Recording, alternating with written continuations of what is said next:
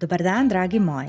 Dobrodošli u novi video. Danas pravimo medenja kuglice.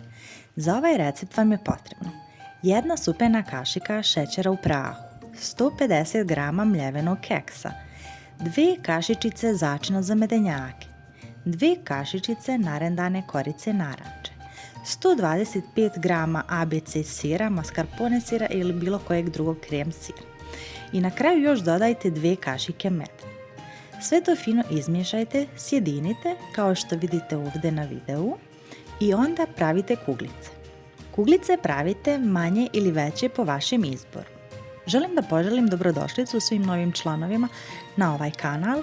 Ukoliko imate bilo kakva pitanja, slobodno mi pišite ispod u komentaru. I pohvale i kritike su uvijek dobrodošle na ovom kanalu.